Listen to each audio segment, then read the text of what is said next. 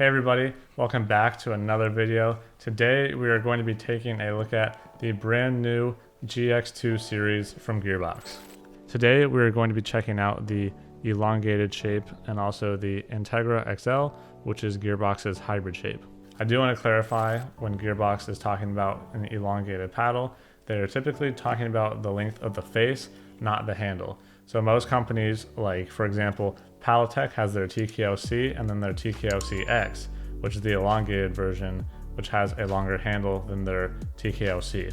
In this case, the difference in length between the elongated and the Integra XL shape for Gearbox is not in the handle, but is in the length of the face. Now, the Integra XL is not any wider than the elongated. Typically, when a paddle is shortened, the manufacturer will make up for that by adding some width to it, so you can get all of the benefits of maximizing that surface area. But in this case, it is shortened, and really that is just to make for a more maneuverable paddle in the case of the Integra XL. Now, the original Pro series, so the series before the Ultimate series, the one that contained the Pro Power elongated as well as the Integra and the Control elongated and the Control Integra.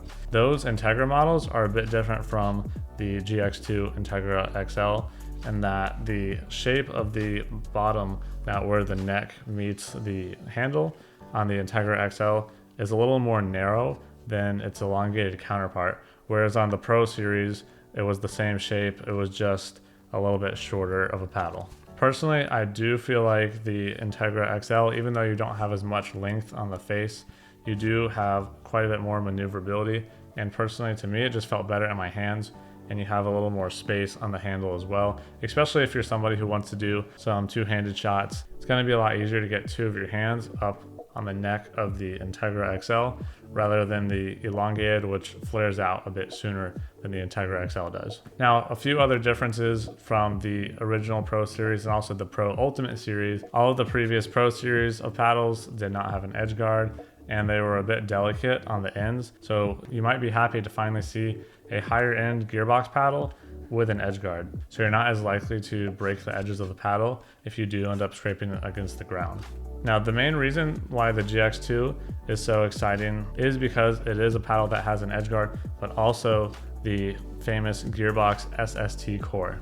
Gearbox has made other paddles in the past with edge guards, but they were just regular polypropylene honeycomb paddles. The GX2 is Gearbox's first paddle line to be made with the SST core, which is made of carbon fiber ribs and foam in between them, which is basically made of carbon fiber ribs and foam. And it really gives a more unique feel to a paddle. There's so many paddles out there on the market these days that are just the same core with a different brand and logo, and it can be kind of hard to tell the differences between these. Gearbox is one of the companies that does its own R&D and has a completely unique and patented core, and you can really feel that when you play with paddles that have the SST core. And whether you like it or not, that's a different conversation, but it does have a unique feel and it provides a different experience while playing. Now, there's also a difference between the SST core in the GX2 and the original Pro and the Pro Ultimate series of paddles.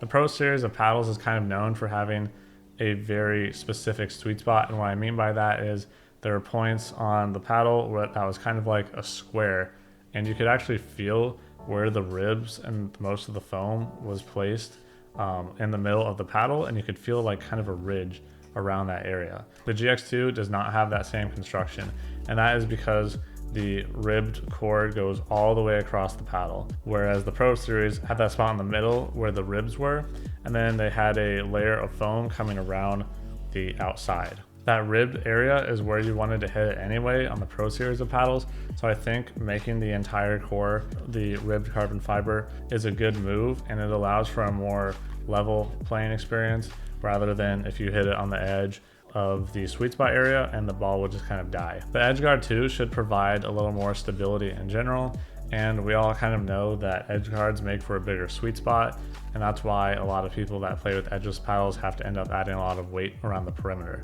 But don't buy this paddle expecting this to have the same amount of power as the new Pro Ultimate Power, and especially not the original Pro Power elongated. When compared to other paddles on the market, I actually feel like the GX2 is probably on the lower end of where most Gen 3 paddles stand, especially when compared to the Mod TA15 And I like comparing paddles to the Mod TA15 because so many people have used it, and it kind of is the paddle of maximum power until July 1st. So I think it's a good point of reference to make when comparing new paddles. The GX2 series, both the elongated version and the Integra XL, I'd say are about 2 to 1.5 steps down in power from both the Mod and the original Pro Power elongated. The elongated version of the GX2 is going to have a little more driving power, but it's quite a bit slower at the net. The Integra XL is more of your all-court paddle, being a hybrid shape. And actually, honestly, the Integra XL is almost the exact same shape as the Perseus shape. It's just slightly shorter at 16 3/8 of an inch, whereas the Perseus is 16.5 or 16 4/8 of an inch. In my opinion, most people are probably actually going to want to lean towards the Integra XL. It's just more of a standard and general feel when you play with this paddle, whereas the elongated shape is more of a paddle for people who like to play with, say, maybe like the Magnus shape or the Selkirk Invicta shape. The handle on the GX2 elongated is still the same 5.5 inches that the Integra XL has. However, the face is a bit narrow when compared to how long it is, so it gives a feel of that more of a top-heavy, like I said, Magnus or Selkirk Invicta shape of a paddle. The GX2 series has pretty solid control, and while it's not a control paddle, like I said, I'd probably put it in the bottom end of the Gen 3 paddles when it comes to power. It still has decent control, and part of that is just because the technology with these paddles are getting so good that you don't really need to sacrifice too much of the control to get power. Whereas before, things like the Selkirk Power Air, it was kind of stiff like a board because that is how paddles used to generate power, just from pure hardness and stiffness to direct as much energy back into the ball as possible. Whereas these newer paddles with these more advanced cores have other ways of absorbing the energy of the ball without really transferring as much of that into your arm, and also unleashing as much of that power and quite a bit more than the older paddles that just relied on being really stiff to get the ball back quickly, whereas these new paddles have more of a bounce to them. A lot of people have been saying that the GX2, it feels very plush, which it does, but that there is really no feedback from the paddle, so it's kind of hard to tell what you're doing. I didn't really get that from the GX2. I don't think when compared with other paddles that use a lot of foam that it's that much more muted. There definitely is a muted feel to the GX2, but it's nothing crazy in my opinion. Like when I was playing with it, I did not have any problems trying to gauge drops or drives or dinks. I kind of just played like normally and everything kind of fell into place. I feel like if you're waiting for the ball to give you feedback on a shot, by the time you get that feedback, the ball is probably already off the surface and it's too late anyway. So maybe that is why, in my experience, I didn't really feel like it made that big of a difference, but it does bother some people if you're used to having a lot of feedback on your paddle, which of course means more vibration being transferred into your arm.